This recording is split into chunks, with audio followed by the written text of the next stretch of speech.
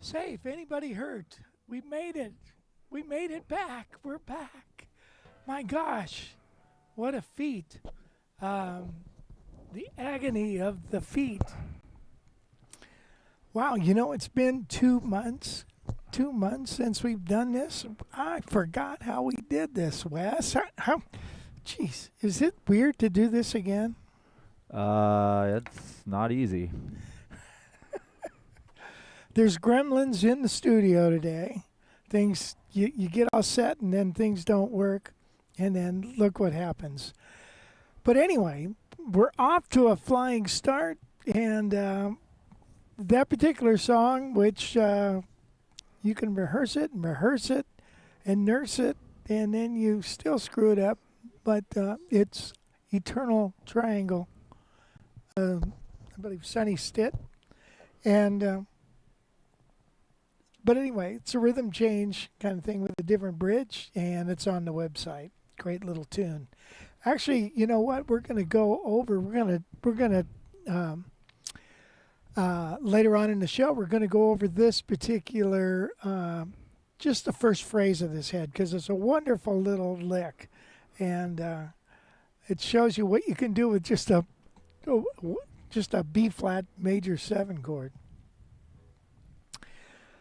Oh, say hi, Wes. Hi, everybody. Whoop. There you go. Camera not working. Okay, so here's what we got going on. Whew. Man, here's what's coming up. So, we had workshop. That was June. June, 25th or something. We had workshop. Right after that, we left to go to Nashville to go to the Chet Atkins Society convention. And then, whoops.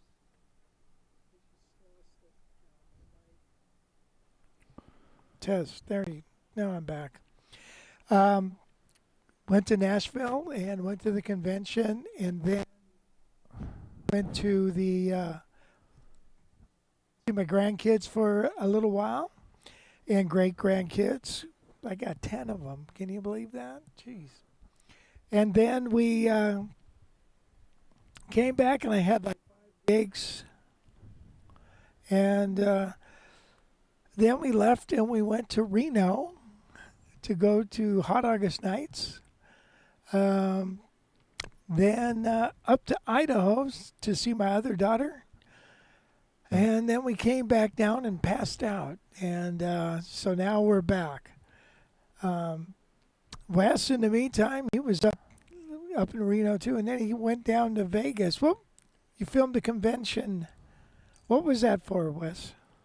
I did audio for a Kiwanis convention. And people got on stage and talked. And I monitored the mics. It was about as exciting as that explanation.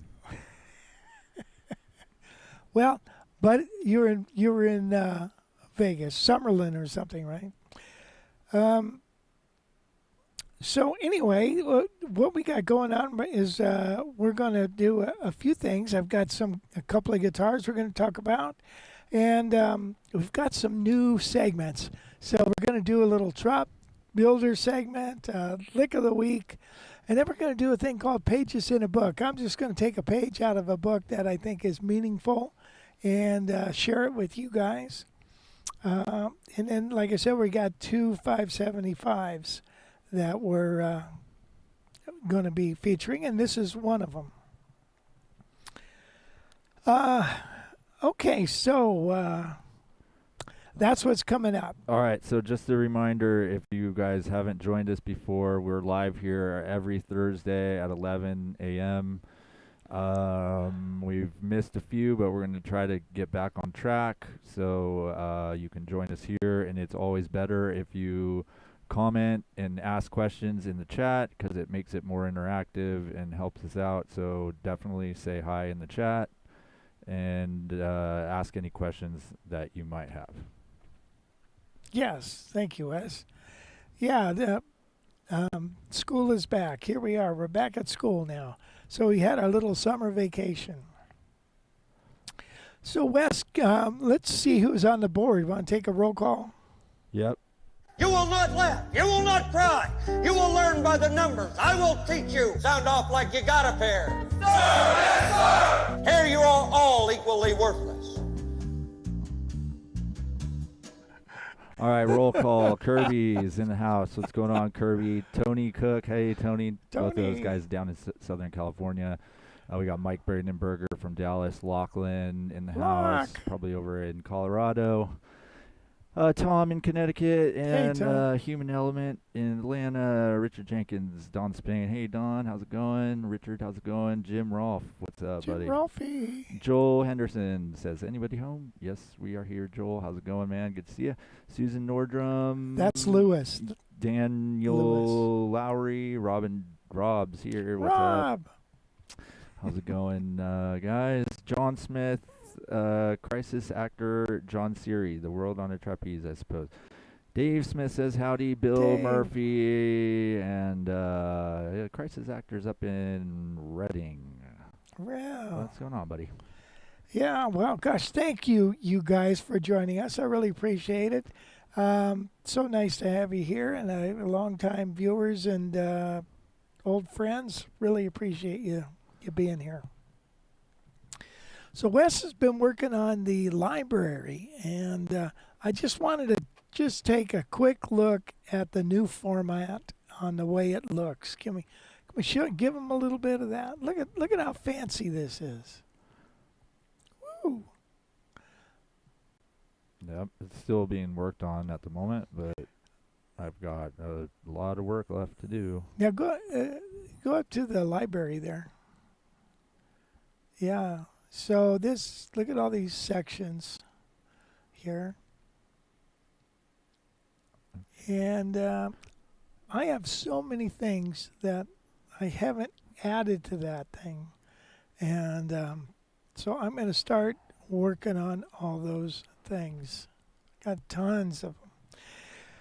And so there'll be just some new lessons on that library. So let's see, guitars. Guitars in and out. Let's see. We had, I like that roll call thing, Wes. All right, here's your thing for guitars in and out.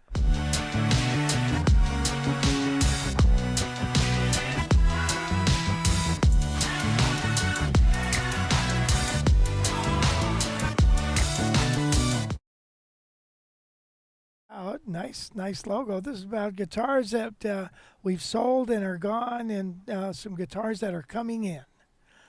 Therefore, it's in and out.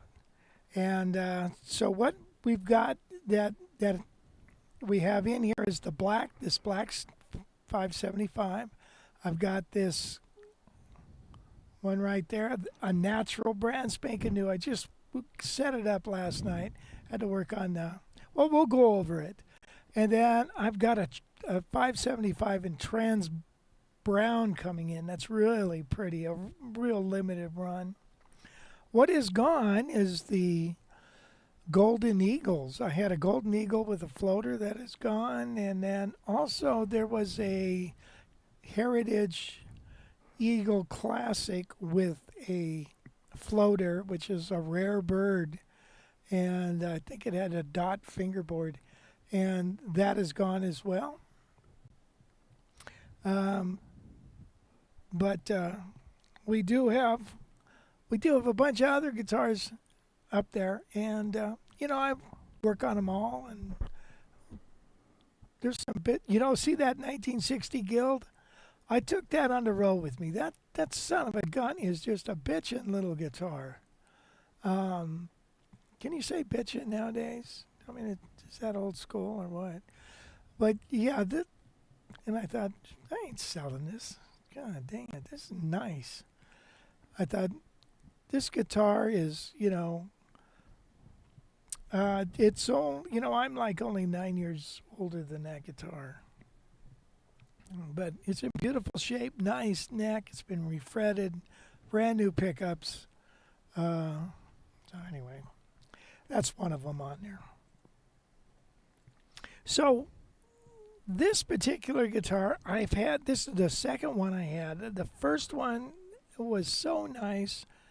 Well, and this one too, I don't know what they do to the body on it, but it feels like it's a little more responsive.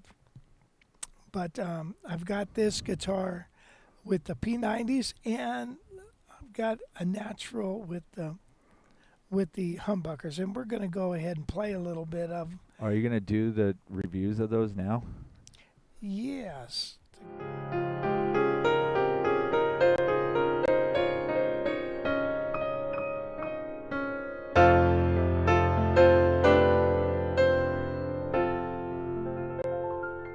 The entire first part of this theme is literally just the D-flat Lydian scale. Nice, Wes. Okay, so this particular guitar is a custom guitar. I think they made 21 of them, if I'm not mistaken. I had one, it went super quick. It's got their own pickups. Heritage wound their own P90s. It's got the yellow binding. It looks old. It's got the different pick guard. It's also got inlays, the block inlays, and a different headstock. It's got kind of a 50s kind of feeling neck, but not too fat. Very comfortable. It's set up, all ready to go. This is what it sounds like.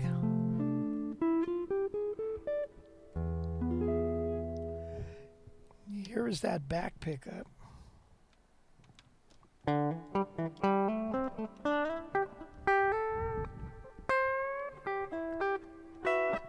It's got that country sound. Of course, I've got it set up with my strings, so it ain't going to be country.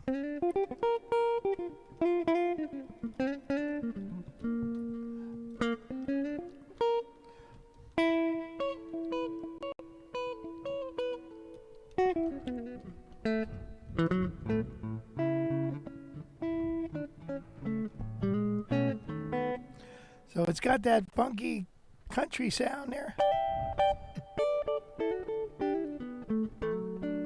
Very, very nice pop guitar. And it's got that jazz sound. I had this at camp, and I had played my L5 during one of the performances, and I just wasn't happy with it. I played this the next night, and a couple guys came up and said, "Man, that guitar really sounds great." And so there it is.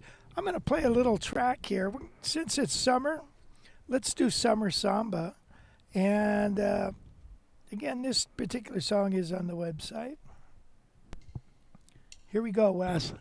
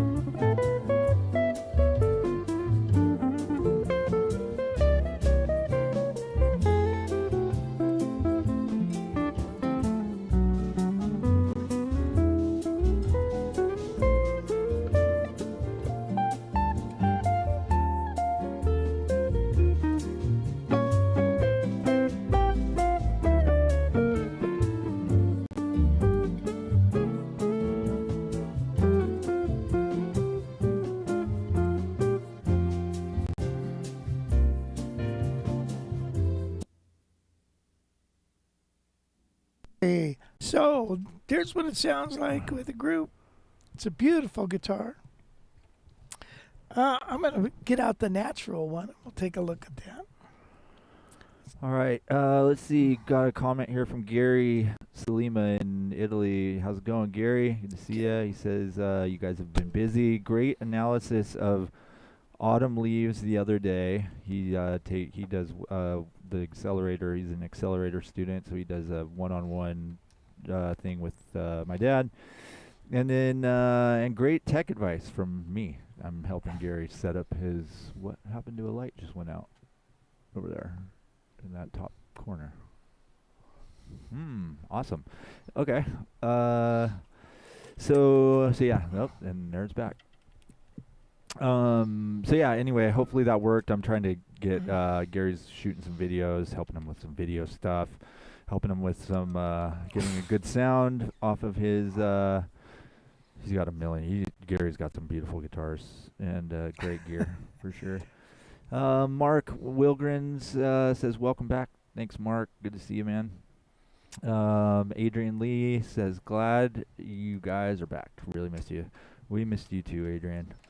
And then Dave says, wow, nothing like a P90. Fantastic sound. And then Richard asks, are those P90s noiseless? Yes, I would say so. Yeah, they're very quiet, very quiet. You know, but I don't crank things up, you know, with a distortion pedal and a Marshall stack. So, you know, I don't know how those sound, but I've played that guitar in several playing situations, and wow, what the heck? In different playing situations, and never had a problem with noise. Awesome. And then Jeff Himes is here. He says hi from Nashville. Hey, How's it going, Jeff. Jeff bought that 775 from me. Nice. And then John Smith is asking, do you have any guitars coming in? Just that Trans Brown, and I do have a 1952 ES-175 that I bought as a shell, and I put all new. It's got one P90. I'm just having it refretted right now. It had tiny little skinny crappy frets, and I'm having it refretted from Nate, who was at our Guitar Fest. I think he's a wonderful luthier. So he's refretting it. All new pots, all new tuners, pick guard, everything's new.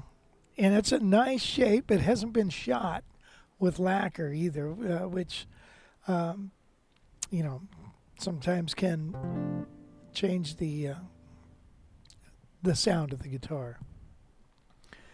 So that is coming in. Let's see, what else? I don't know. I got a line on a few guitars. We'll see what happens. Things don't always pan out. You know what I mean? I put some bids on guitars, and a couple of things have come up really quick, and then you go to buy them and they're gone. And or I bought one and the guy never sent it, and I'm like, what's going on? He never answered me, never did anything. But he did refund my money, most of it, except for $10 or something. But it's like, if you don't want to sell it, don't put it for sale, you know, or.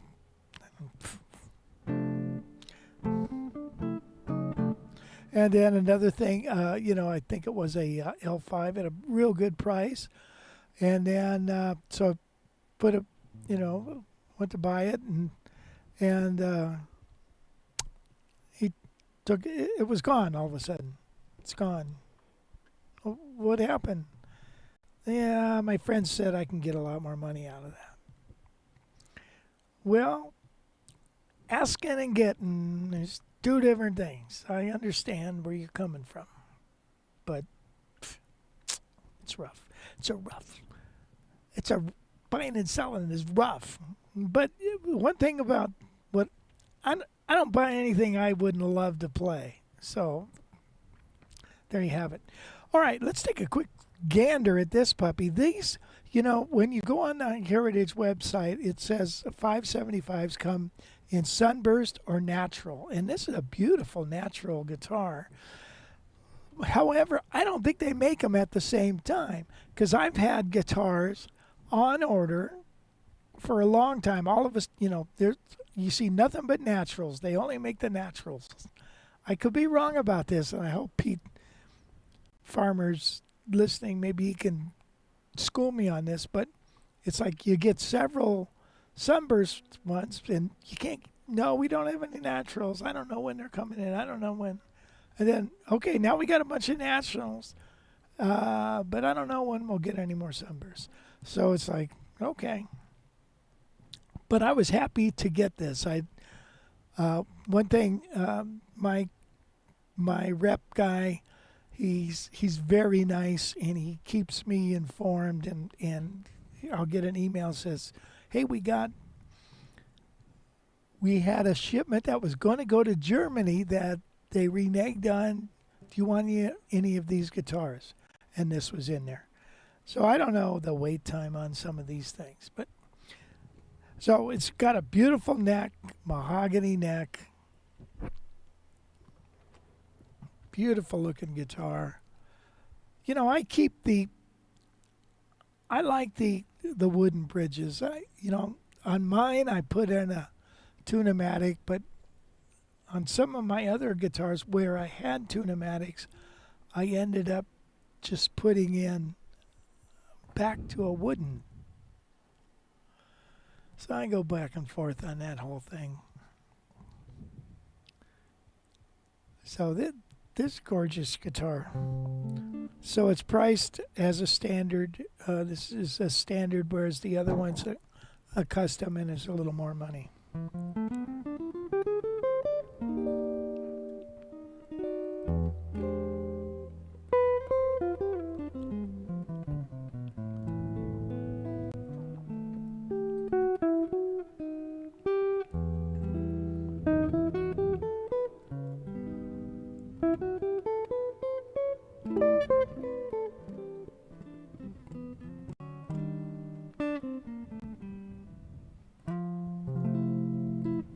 Anyway, let's play a little tune with this. Same song.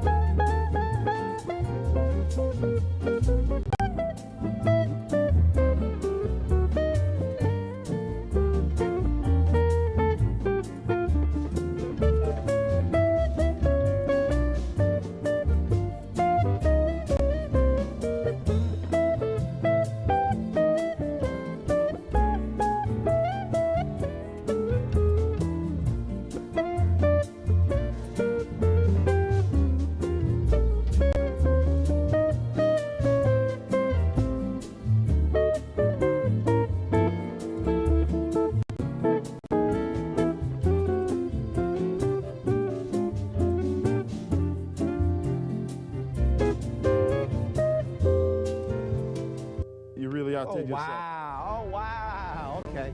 Oh, wow. Oh, you funny boy. He's got his sound effects machine going today. I like that stuff. You kind of, Anyway. Serenity now! Serenity now!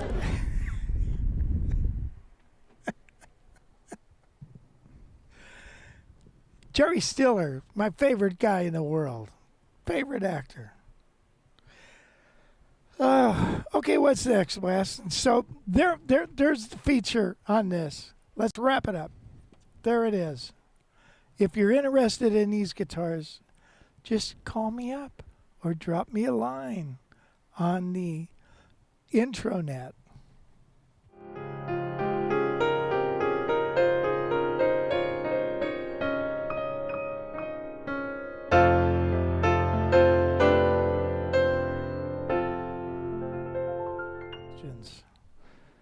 That was your guitar feature segment of the live stream. Thank you. Questions, anybody? There is a question from Lachlan who asked, where do you get your wooden bridges? Well, gosh, I haven't bought one in so long because I've Stu Mac probably, or just off eBay. Get the ones that the heritage foots, especially on that guitar, look handmade. But they have the wooden bridges that will kind of fit any top, because they got that thin piece of wood and the 2 feet. I don't think I have any sitting around here. But they'll adhere to the top, because technically when you put it on a bridge foot, it's supposed to connect to the top and sit there. And so you have to take a piece of sandpaper and make sure that the bridge conforms to the top. So, but these new ones with the feet about this long, and they have a little arch will bend and adhere to the bridge, maybe. And so those Stuart McDonald is a good place to go.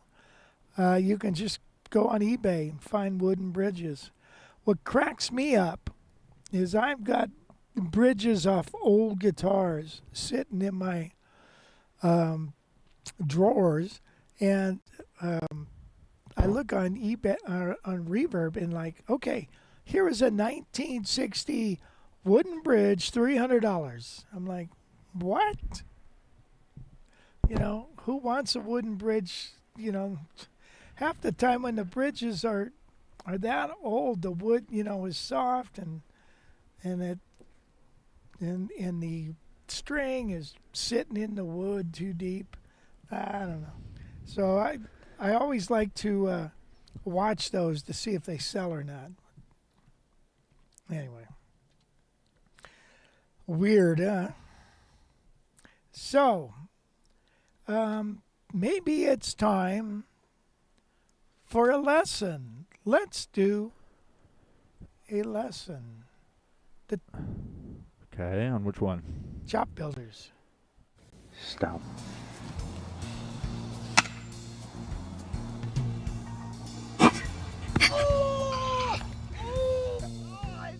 Chops Builders, single note technique lessons.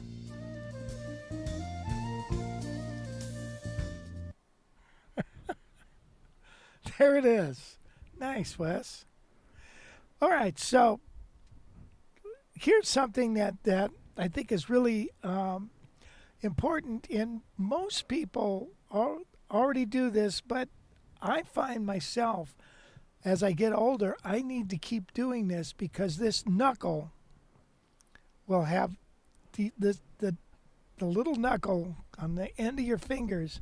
It's very, they start to get crunchy and stuff, so you got to keep them moving because it's really important for your playing. So what we're going to do is this. We're going to, when you play across adjacent strings, is quite simply this movement. So what we're going to do is this. We're going to go.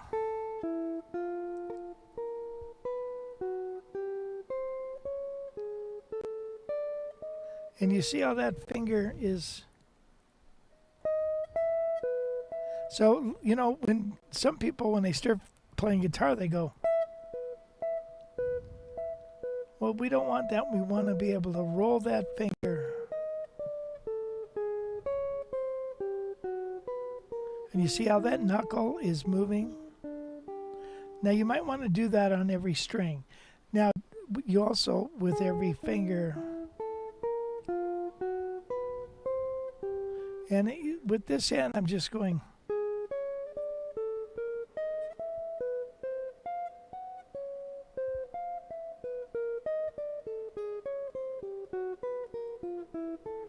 Okay, and so.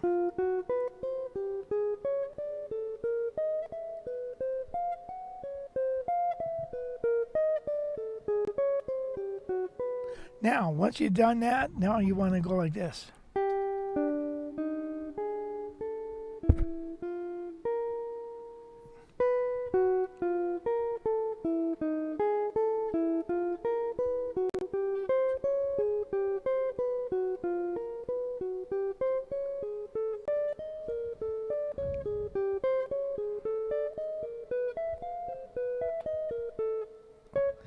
Okay, then of course you want to do it between all the strings.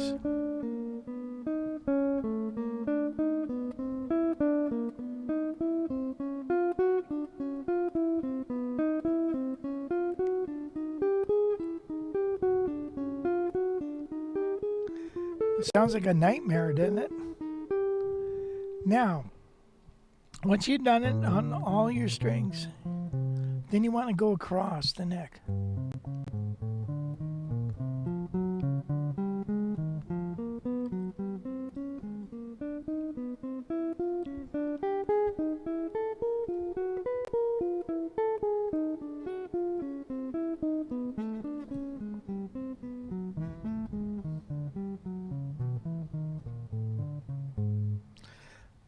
So you get the idea, take that up and down, and that's going to get this top knuckle. It's going to give it a good workout. And I came to a realization when I told you I came home, I had like 5 gigs in a row. When I got home, my hands were really stiff. I mean, they felt swollen and stuff, even though I had played in Nashville and stuff, and I get up in the morning and play for an hour. But I had these gigs, and one of them was like, I don't know how many hours it was, 2 gigs back to back. But I realized when I got done, I don't play enough. My hands felt great after playing those gigs. It's like, I thought my hands would be worse, but no, they were better. So it's like I'm not playing enough. Now, I don't know if any of you have experienced that, but ever since then, my hands have been really feeling pretty good. So, want to make sure you're playing enough and getting your fingers moving and getting your brain functioning, very important too. You got to function your brain a little. All right, now once you've done 2 strings with the knuckle, the next is to do 3.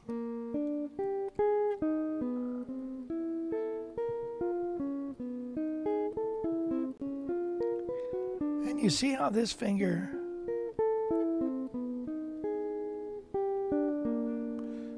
can just, maybe on this side.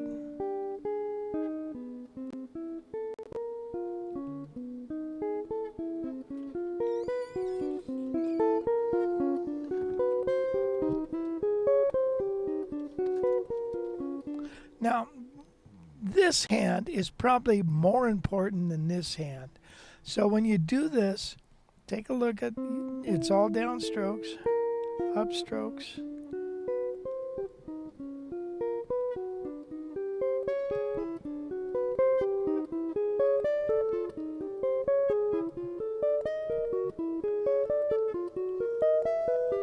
And then do it between other strings.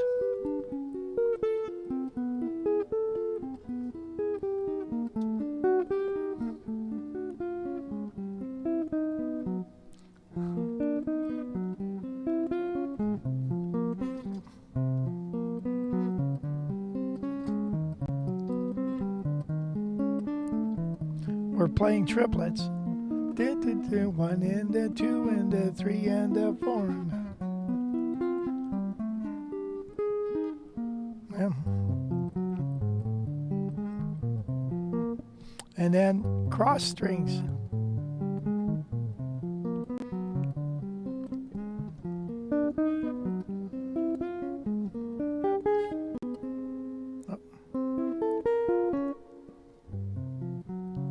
How about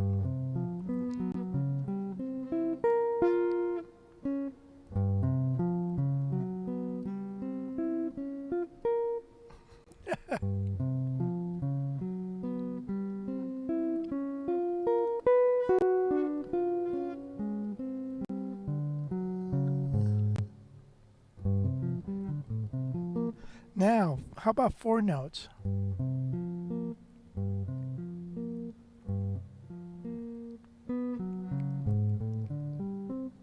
See, your finger never leaves the guitar.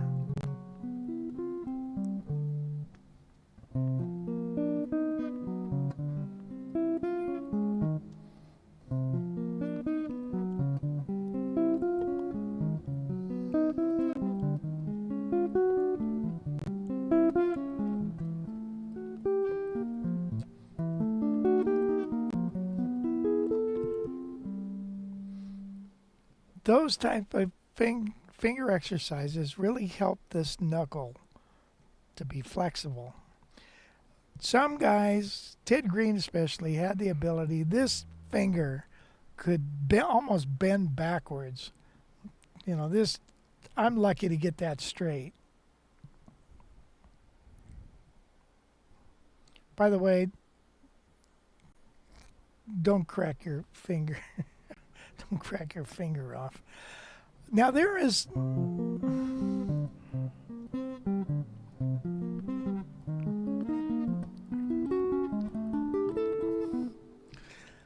sometimes you can use these things, these silly little things, like this going up in a diminished sequence. In other words, whole step, half step, whole step, half step.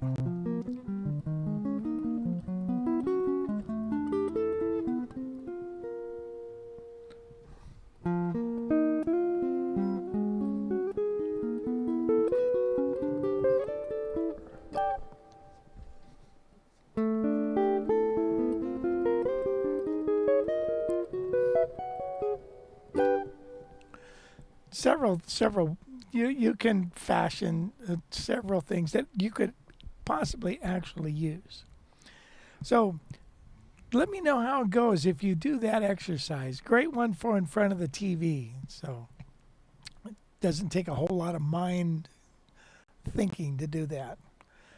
So here ends our Chop Builder segment.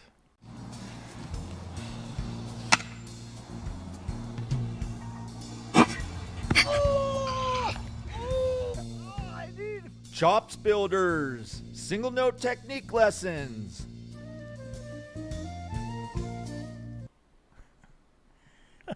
All right, so we have a couple comments here. If you guys don't know yet, you should comment in the chat, ask your questions. We need more questions. Bill was wondering where Nate was located. He's in Templeton, which is right up the road from us. He's a great luthier. William Melton just joined us. How's it going, William? Hey, William. Good to see you, buddy. And Dale Sutherland as well, up in Ontario, Canada. How's it going, Dale? Thanks, guys. There's and Rodney. Then, David Bronson's here as well. And, yeah, Rodney said wonderful segment on the exercises. Yeah. Yeah, I think this would drive your wife crazy, yes. Not to mention everybody in the house. But it's good for this hand, good for both hands. So I can feel it just by doing that right there. So, yeah, again, ask your questions in the chat, and don't also like the hit the thumbs up. Yeah. So I wanted to talk about the workshop, Wes. Okay. And workshop 2025. Man, that was fantastic. I don't know how else to say it, except we had a packed house. It was so much fun. The weather was, sometimes can get hot, but I think we were pretty good. There's Jim Rolfe, and there's some guys playing together.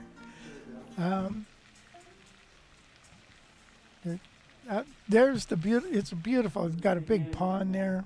It won't have that flow. It won't make you happy. It won't be organic. You won't be happy, and I probably won't be happy. So. This video is not meant to have sound, by the way, so you can continue to talk.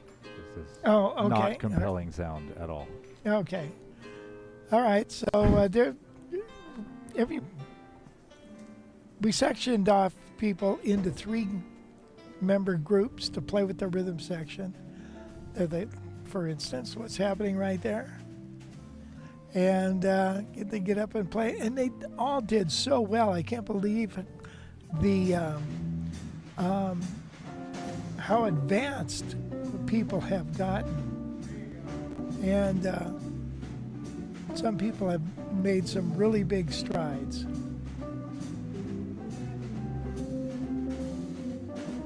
And it's nice to learn how to play 3 guitars. 3 guitars is really fun to play together.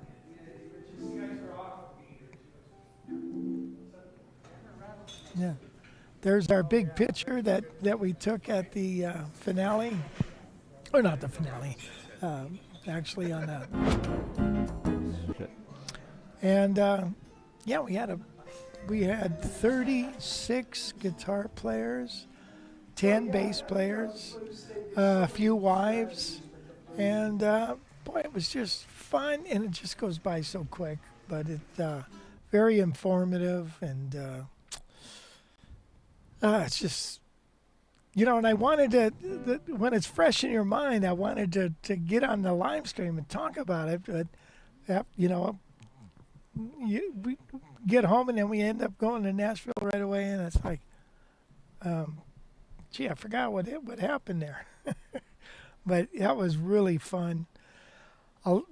Again, a lot of guys made some real strides, I think, in this particular session. And it's so nice to see people improve, even just in the course of 3 days, 3 and 4 days.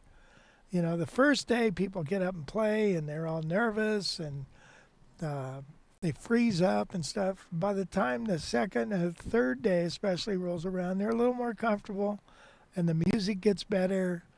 The communication between musicians gets better, and everybody's happier.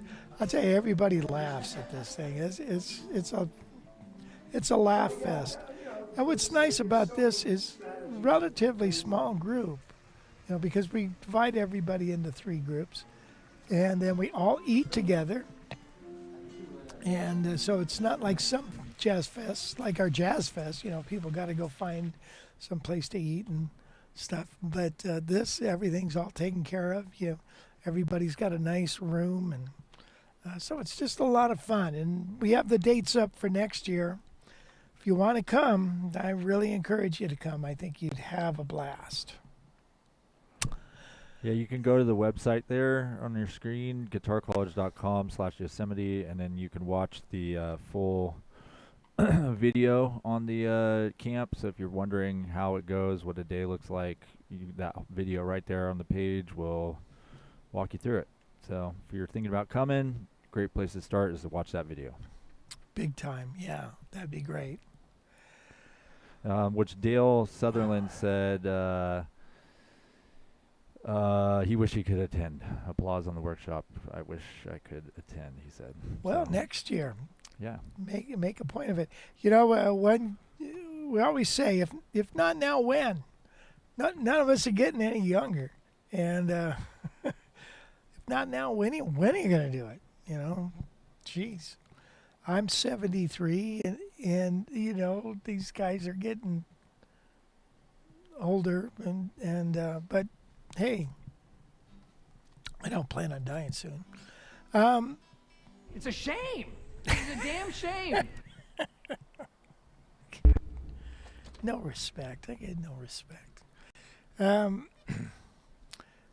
So, Wes, do you have any? I don't have any guitar news right now, but I could talk about strings if you guys are interested Would in you? buying some strings. The way to do it is to also go on our website, guitarcollege.com/strings.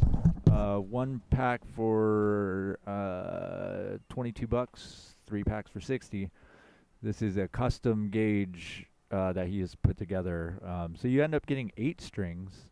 So he takes a Diodario Chrome Bright pack, takes out the 2 high strings, the 10 and the 14, and swaps them out with a 13 and a 15. So you get a fatter bottom, skinnier top, a little more balance, flat wounds. It'll make your guitar sound better for sure. Tons of guys have gotten them. Tons of guys can vouch for it. They love these strings. So yeah, if you want to grab them, they are right there on the website. Yeah, we're shipping them out every week. We ship out a lot of them for sure. So yeah, and then again, there's that workshop website. So head there and get info on that. And then on the Jazz Fest, a lot of you guys have been emailing about the Jazz Fest when you can buy tickets. We're working on it. We have the date set, so you can go ahead and mark your calendar. Just can't buy the tickets yet. So we're working on it. We'll get that out soon. But rest assured, there will be a spot for you. We are not sold out. So. Hey, I forgot to ask you guys which guitar sounded better. Did you like the P90s or did you like the humbuckers? These are Seth Levers. I'm just curious. Okay, let's do now our next segment coming up here. Are you ready for this? Mm-hmm. Ready? Lick of the week. I know. I'll use the May I Help You riff. May I help you? Yes, my good man. What a talented guy that guy is.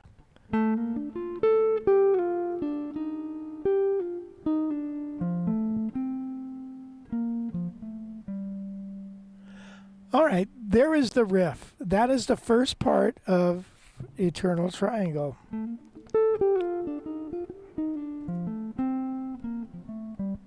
And it's around the B flat 7, major 7.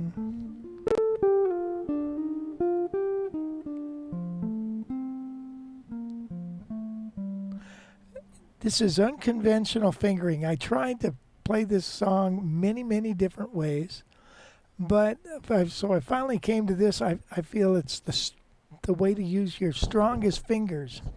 So let's go close up. So I'm starting here on A natural, and I'm going up a B flat major 7.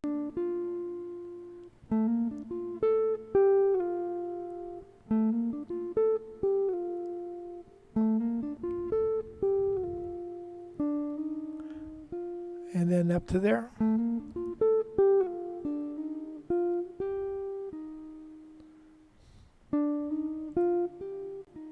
So.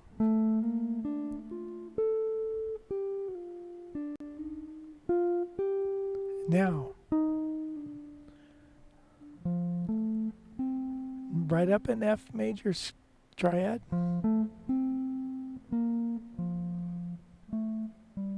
So it's a mouthful.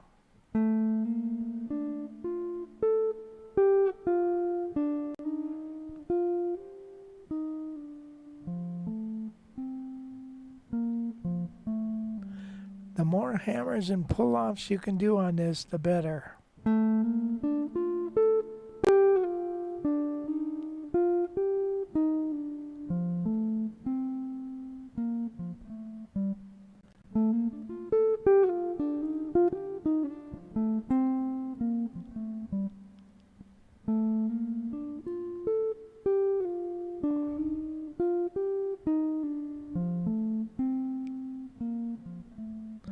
Isn't it great how that just right out of a major 7 chord?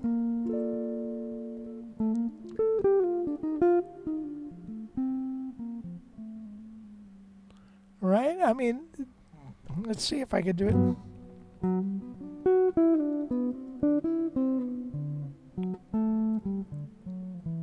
There's G major 7.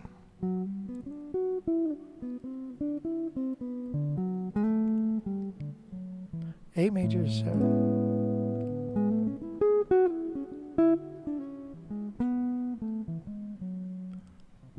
C major 7.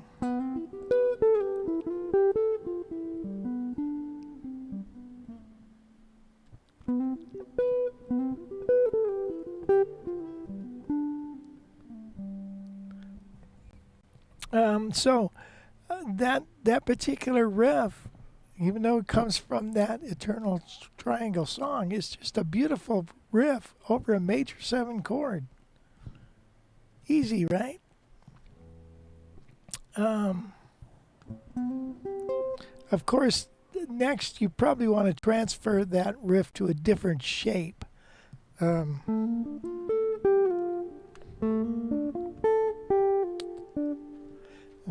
That I don't want to do that now. I won't embarrass myself because I have it. Oh.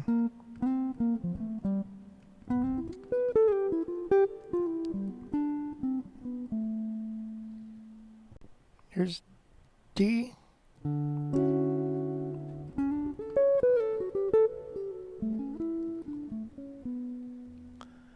Okay, what a beautiful little riff. Okay, there's our lick of the week.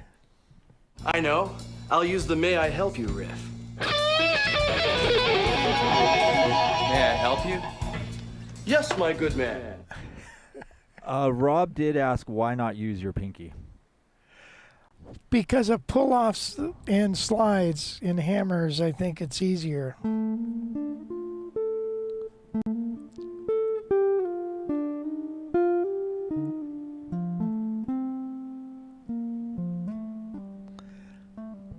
These are your strong fingers. I started playing better. I felt once I didn't use my little finger so much. You know, many years ago, I would try to go.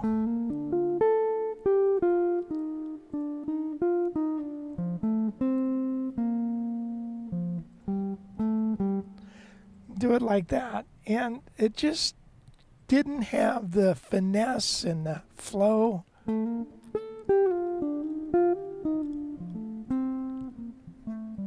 And we're going to talk about that when we do another segment coming up soon about pull-offs and hammers and slides.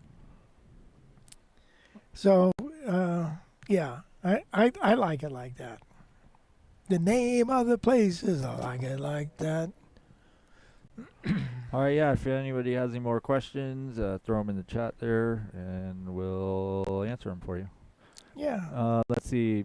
Dale did ask a little bit ago. He has the sister guitar, a blonde Heritage 575 with Seth levers and a fingered tailpiece that he bought from you. A little on the heavy side. Is that typical for a Heritage? Well, they're on that. I noticed. Okay, this one. You know, because the humbuckers are this one's a little heavier. Well, maybe not, I don't know. But I noticed when I took out mine, this one seemed heavier. Now that's got a 5-piece neck. So that might make a difference. I don't think they're any heavier than a 175 or anything like that, you know, because this is hand-carved top. sides and back, all solid woods. So yeah, they are what they are. Heritage is or Eastman is a much lighter guitar, but it's got a thinner top, and it just doesn't sound the same as this. These are a little darker, a little more, I think, smokier sounding than a Eastman.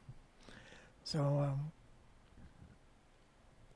yeah, they get heavy. Yeah, Rob says my 535 is on the heavy side. Yeah. But, 335 is heavy too, isn't it? A 330, if it doesn't have the block, then that's a little better. Something's missing. Something's missing, all right. Yeah. So anyway, yeah, they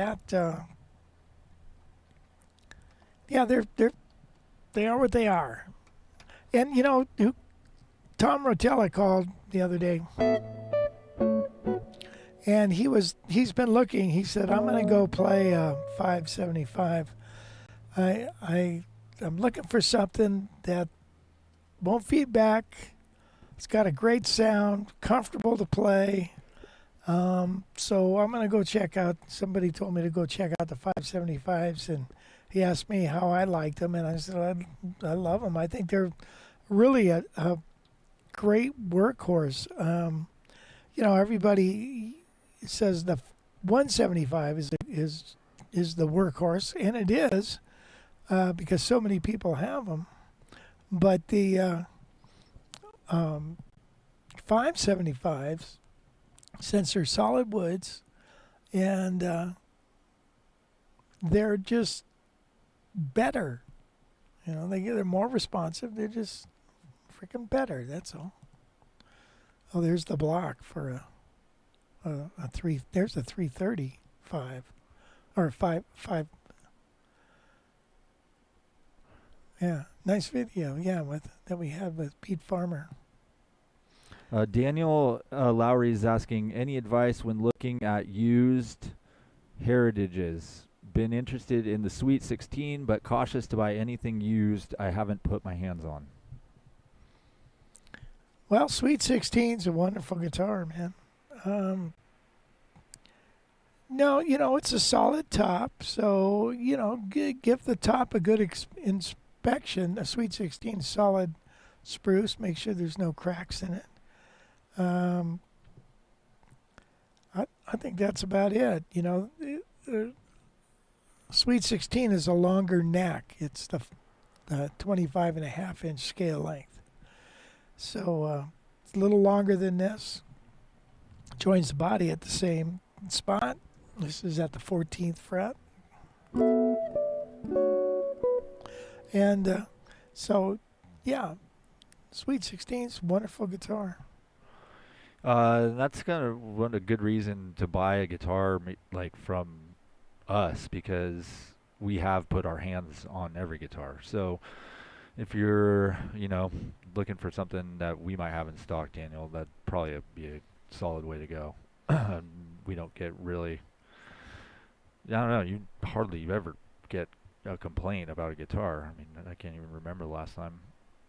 But yeah, so that's a good way to do it, is buy it off of someone that you know and trust. Obviously, that's hard to do always, but especially if you see a guitar. But who knows, maybe a Sweet 16 will pop up. Yeah. Yeah. Yeah, they don't make them anymore. Now, the Sweet 16 is not as versatile as these, because it's got the floating pickup. It's just as the one pickup, which we didn't show the back pickups on these.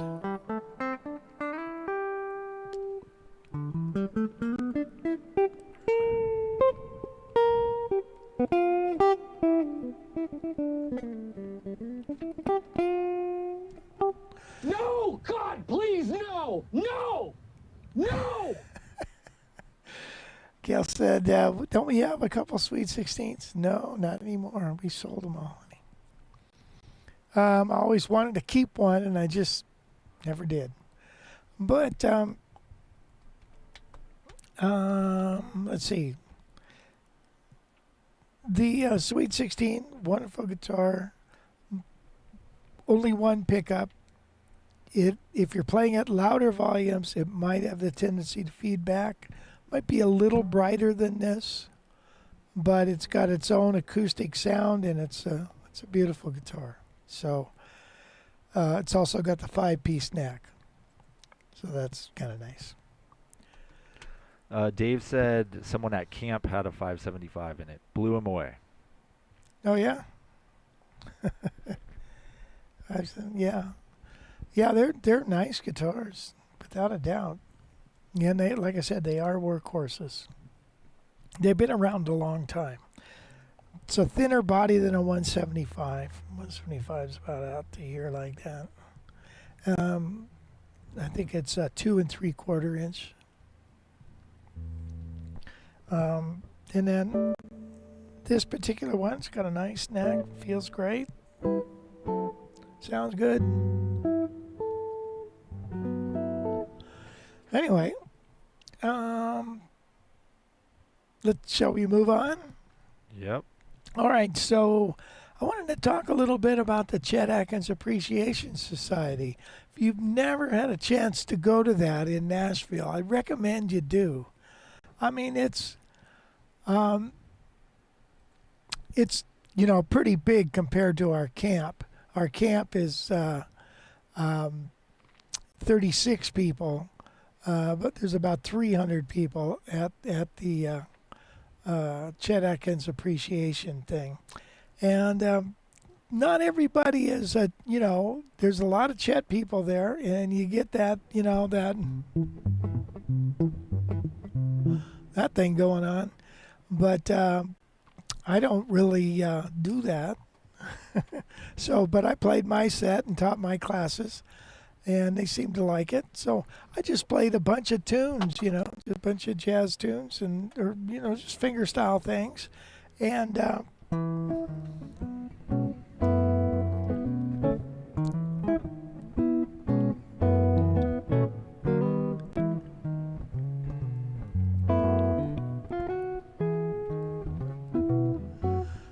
did those kind of things, and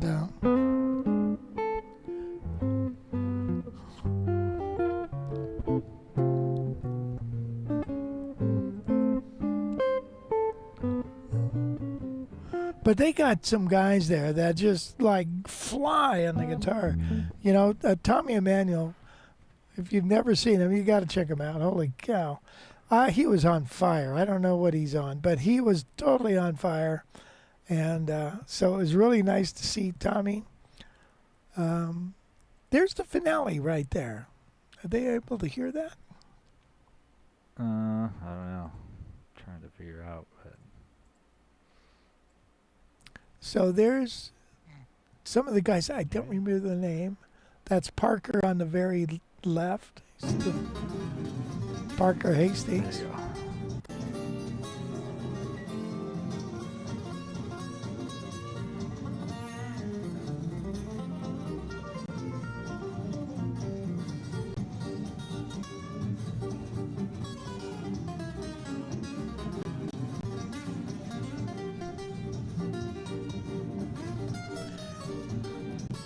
That's Guy Van Heusen on the bass.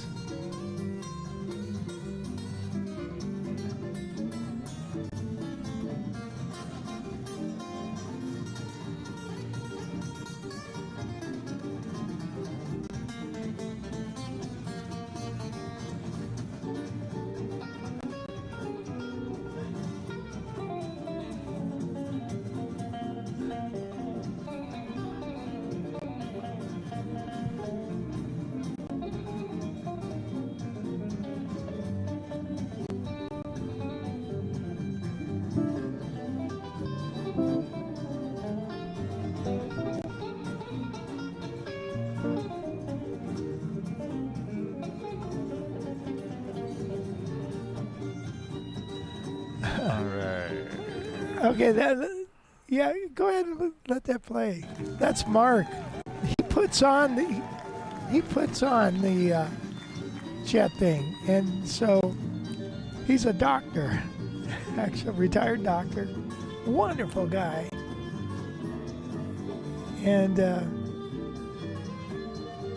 he's been putting it on for, what is it, 40 years, 30 years? Forget how many years they've done this.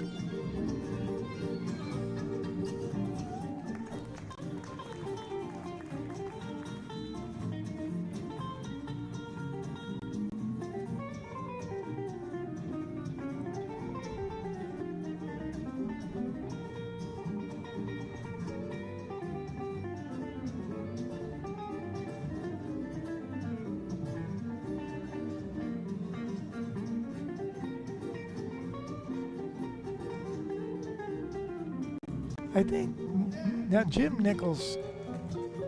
There's Jim Nichols. He's from the Bay Area.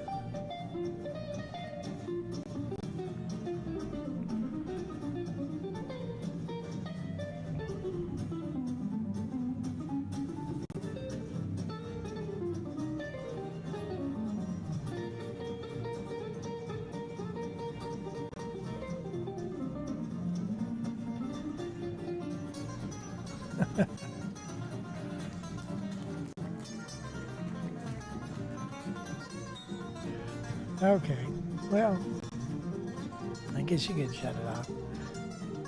Yeah, that's, there's a lot of that kind of thing going on, and a lot of just single solo performers doing things.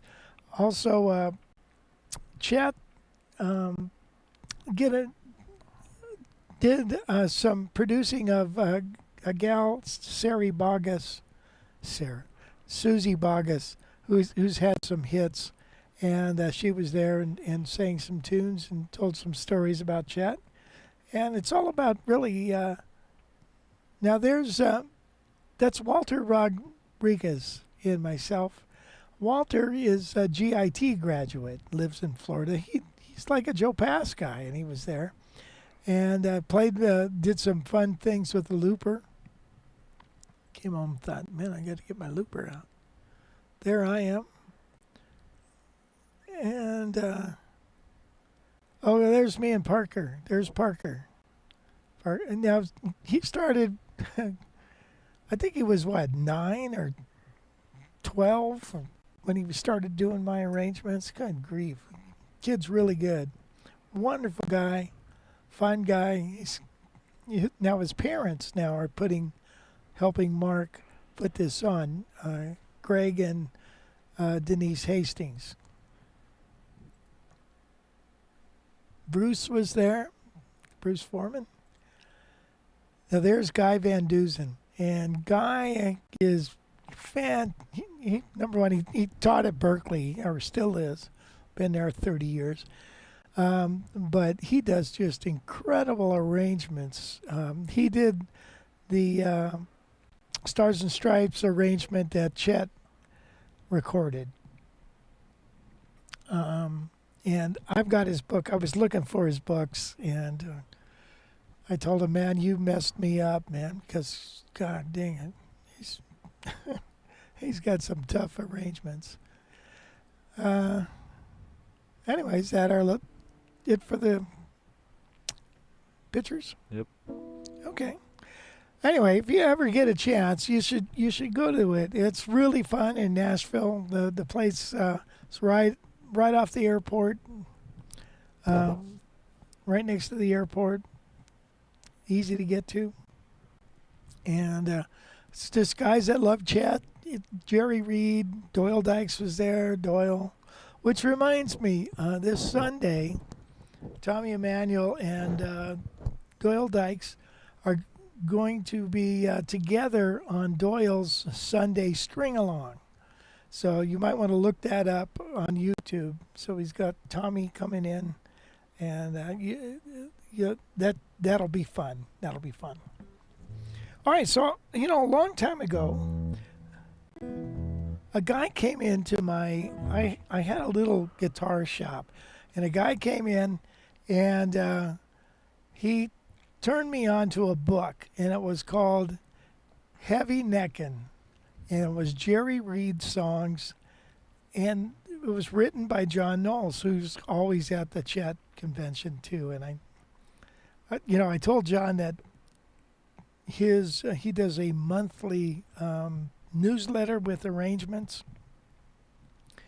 and we started Guitar College about the same time he started that. So anyway, little FYI, but here's a couple Jerry Reed songs.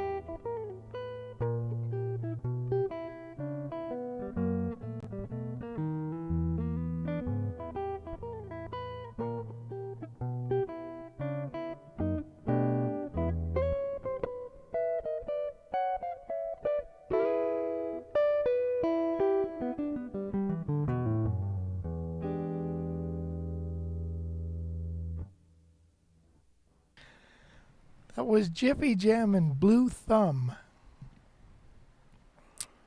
Jim said he's currently working on Guy Van Duzen's Trail to Mexico. Oh, wow. An easy one compared to his other arrangements. Oh, yeah. I've learned several of his arrangements and then forgot them, because you got to stay on those tunes because they're really, really hard. Jim Rolfe. Yeah, me and Jim, Jim and I, we got those Jerry Reed books about the same time.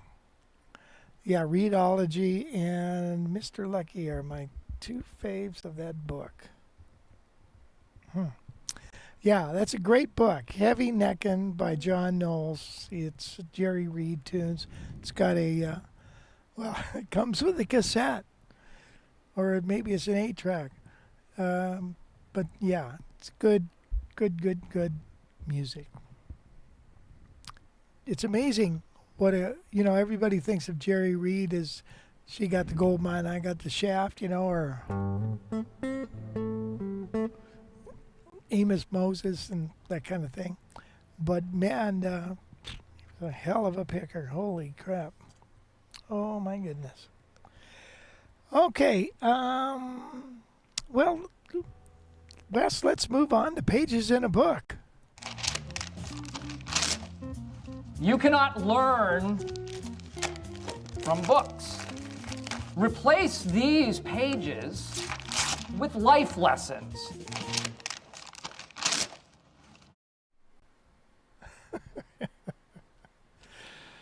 Yeah.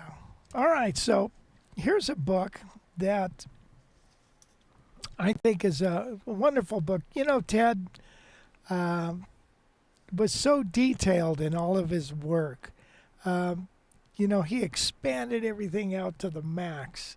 And, you know, therefore chord chemistry is just mind-boggling.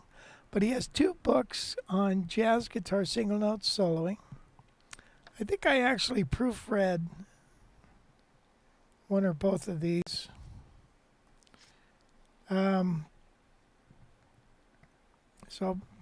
But I wanted to move over to this spot because there's not too many books that address this. And this is Slurring and Decorations, Part 1. And guys aren't going to be able to see what I'm going to play them, but we'll do it in slow motion. But maybe you can get a picture of what we're going to do here for a second. If you look on the back of the book, look at the back here. The back of the book, it's got my books written here somewhere. Yeah, country rock solos, blues and rock guitar solos. Anyway, all right.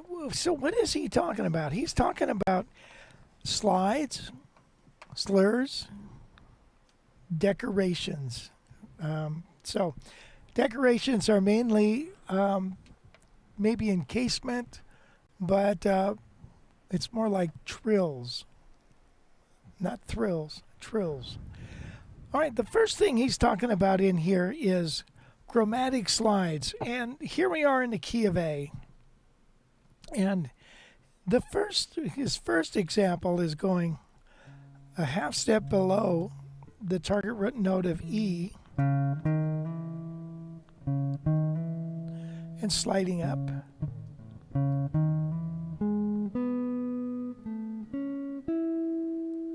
There's the first half of it. The second half is so, you know, some things are just so obvious, but we don't really focus in on things and really analyze things. But here we have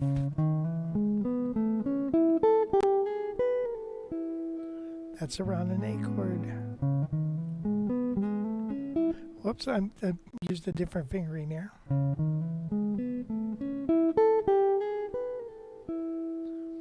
There's the first example. Slide into the E and S.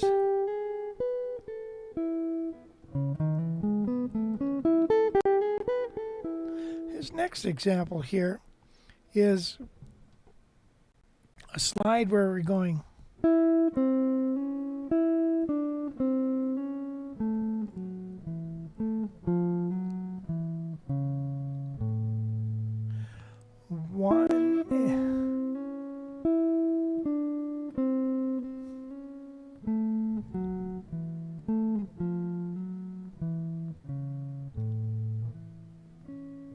it ends with that there.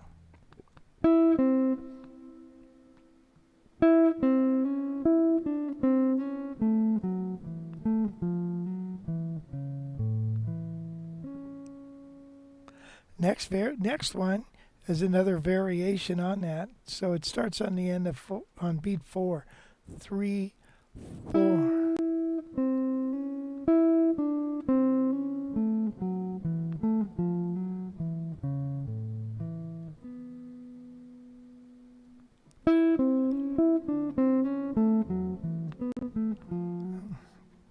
Again.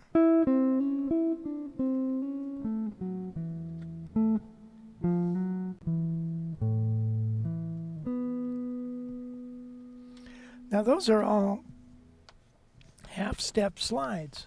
So you have a note in mind, a target note, and you go a half step below and slide up to it, right? The next are scale tone slides, take a quick look here.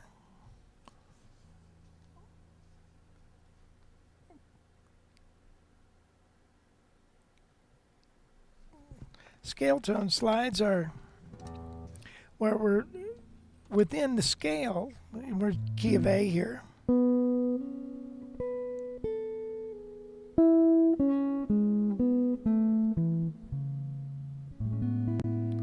Okay, there's one of the licks. So, oh, that was supposed to be a slide.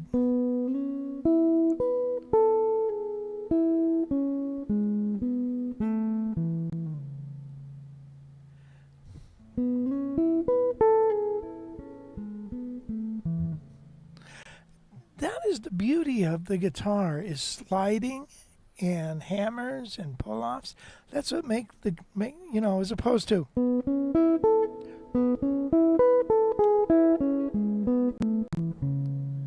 right? This sounds so much prettier.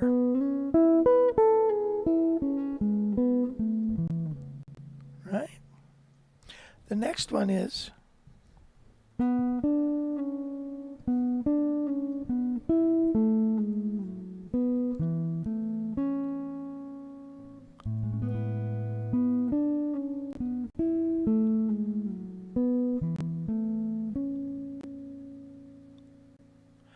next he addresses pull-offs.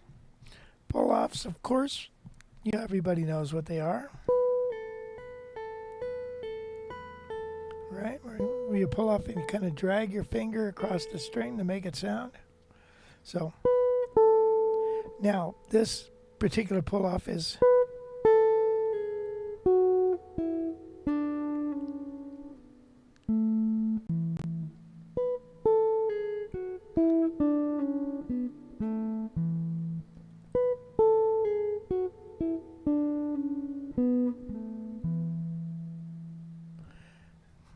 next example.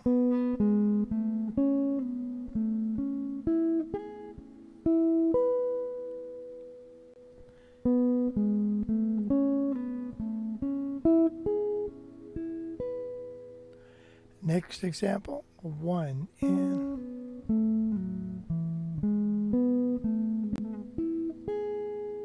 1 and 2 and 3.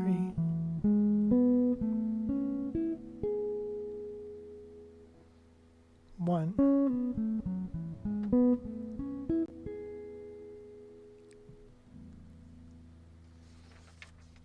Okay, a little bit more. We're going to talk about hammer-ons.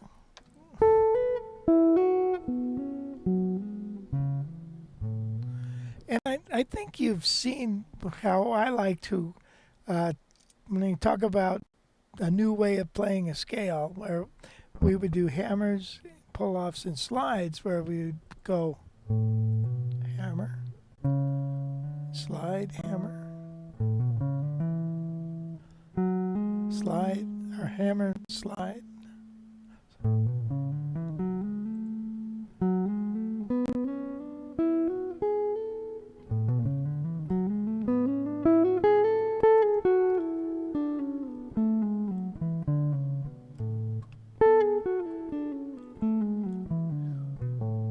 Hear how smooth that is?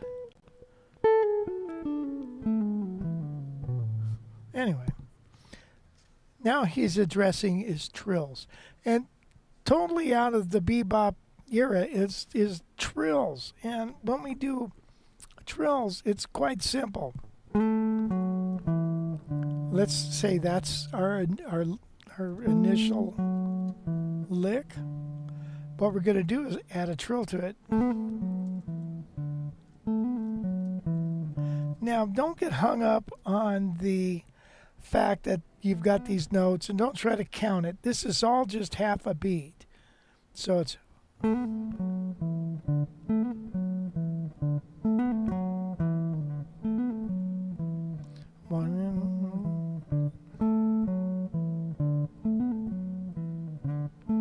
no trill, trill, no trill, trill.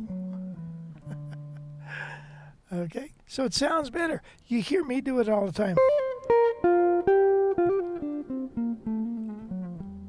And trills can be half steps, whole steps, minor thirds.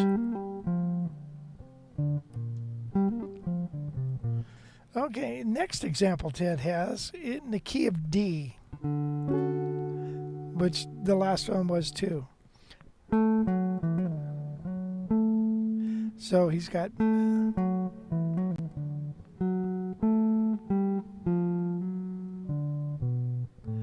he's combining the half step slide with the trill, and you get a lick.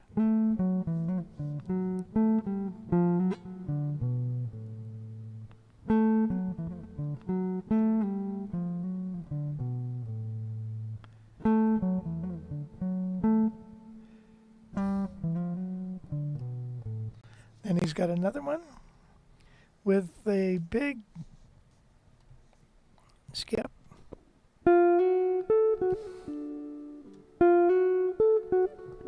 And this is pretty handy if you can do this with the rolling across adjacent strings. And then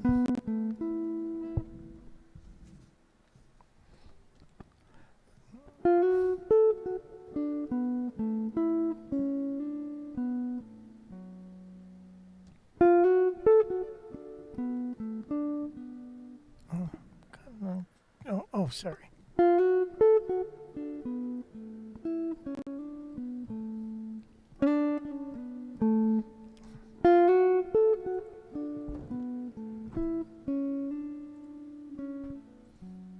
That's the lick.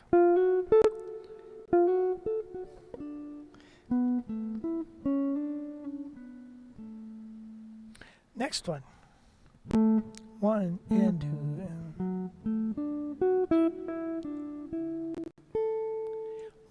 1 and 2 and 3 and 4 and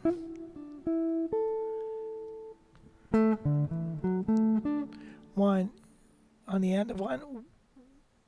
Let me show this to you.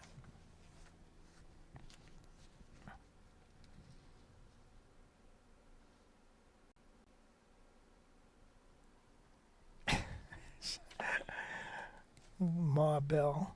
1 and 2 and next one.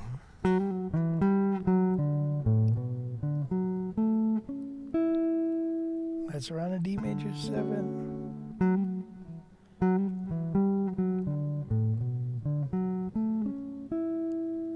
Next one.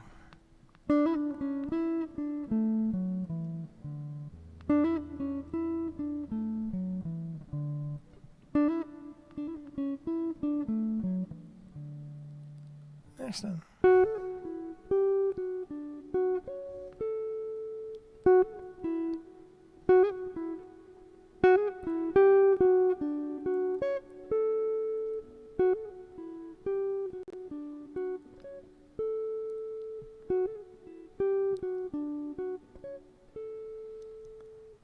Next one.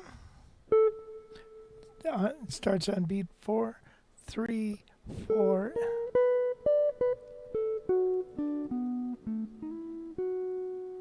Two, 3, 4.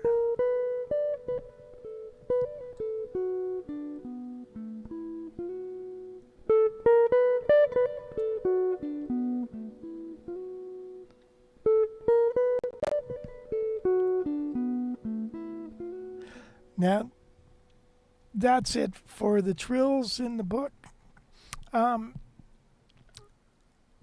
I find myself not being able to do, very rarely do a trill that's a minor third.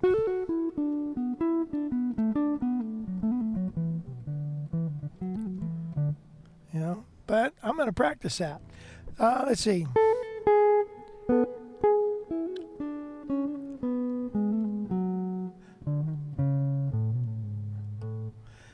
Little exercises like that can help you.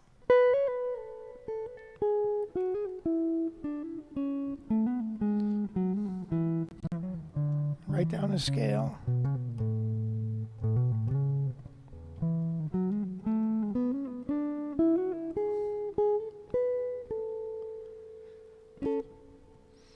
Okay, thank you, Ted Green, for writing that down. Single Notes Soloing Volume 1. That's a lousy picture of Ted. I don't know why they did that with that. They had that weird lens on him. But anyway, there you have it. He cleaned up his act for this book, didn't he? Before that, he had all that bushy hair. Anyway, thank you, Ted. There you go. Pages from a book.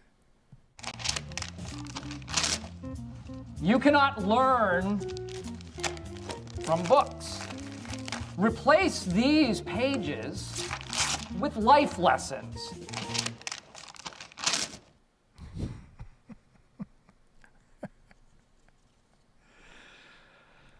Okay, hey, do we have any more questions or anything out there? John asked, why don't you show us the 575 on the wall? That looks pretty good. Okay. That's the only question. That's the only question. Okay. Mark Larkins did drop in, though. Hey, Say Mark. hi. How's it going, Mark? Performing several gigs per month. Good to tune back in, he said. Yeah. Good to have you, Mark. That's cool. All right, let me grab this thing.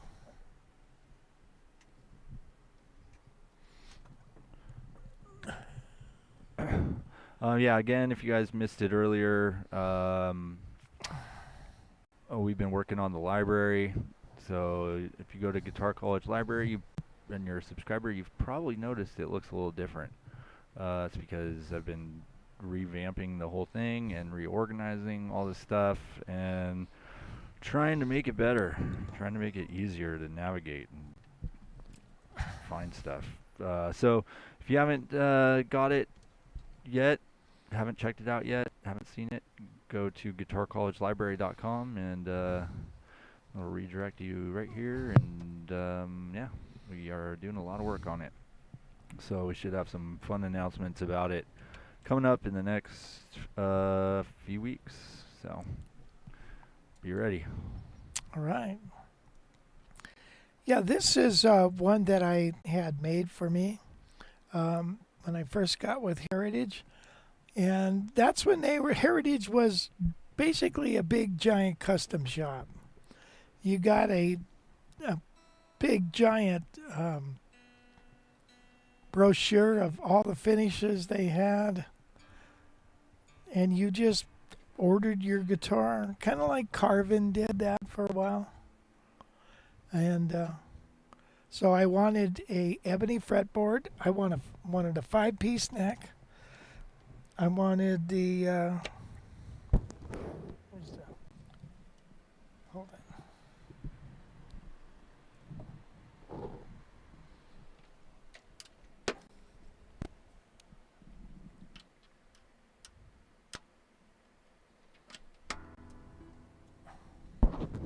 I wanted the 5-piece neck. I wanted gold hardware. Let's see, humbucking pickups. I wanted the fingered bridge. Tailpiece, yeah. I also wanted the 2-pneumatic bridge. And I think that was it. And that's the color, the almond burst.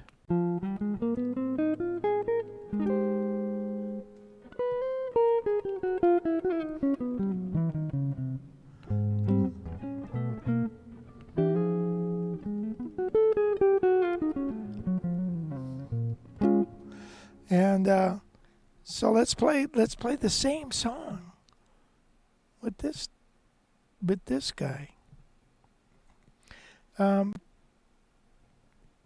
So I played this 1,000 times, and then I got an eagle. I got an eagle made to order as well. And I really liked that eagle, although for some strange reason, I ended up selling it.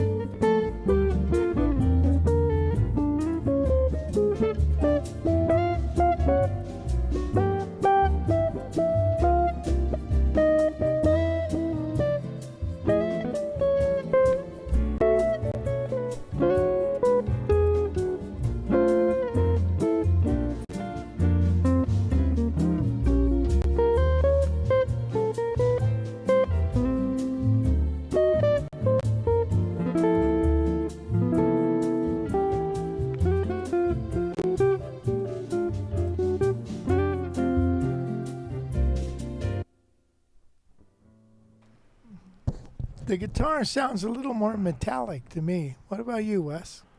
Yeah, definitely got a lot of bite. Yeah. I think it's, because when I was talking to the guys, he said, you got a lot of hard surfaces here. You got ebony, hard. You got a 5-piece neck, hard. You got this bridge, hard.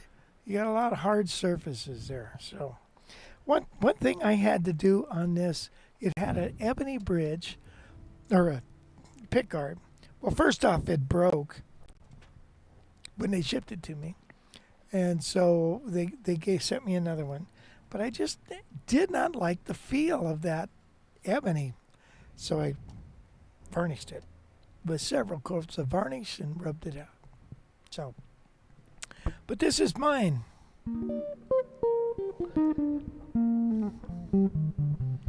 Lachlan said that they should build that guitar as a Rich Severson signature model.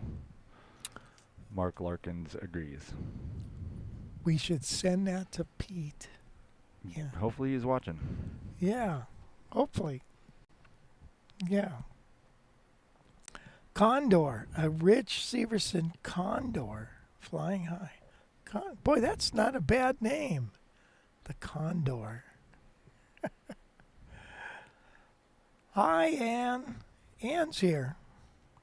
Well, son of a gun. Well, any other questions? Anything else? Hi, Eddie. Eddie Davis is here. None that I see. If you guys have any last minute questions or comments, get them in the chat and we'll answer them. Yeah. I've had a couple new students sign up for the accelerator. Still got some room. It's a wonderful way of meeting with somebody where you immerse yourself into jazz guitar. I try to pick where you're at, find out where you're at, and build on it and move you into playing altered stuff and get you sounding more jazz. So each lesson is tailor-made for you. And, we sit down and try to meet at least once a week. If you could do 2 times a week, that's great. Because the idea is to accelerate, dance to the music. But anyway, if you're interested in that, you can book a discovery call with me and Wes, and we'll find out if this is right for you. Well, did I leave anything else out, Wes? You tell me, man. It's your deal. I think we're at the end here. So I want to thank everybody for joining us, and I really appreciate you guys. I spoke to a couple guys. Well, William said about Jazz Accelerator Yosemite, well worth the time, effort, and money. Thank you, William. Well, William, what an experience, huh? To come to camp. It was so nice to meet you in person, but what a eye-opener at camp. So it's really good for guys to come to that. So look, we're going to be back again next week, and thank you again for joining us.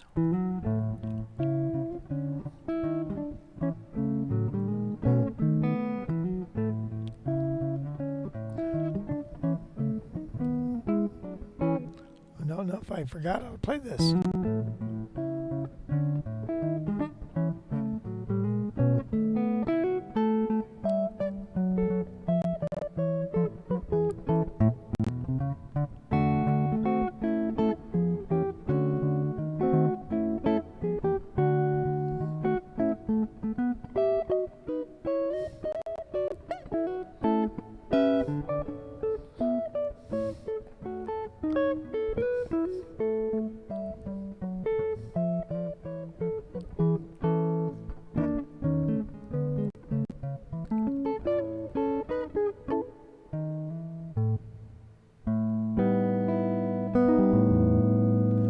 Anyway, thank you again. We'll see you next week.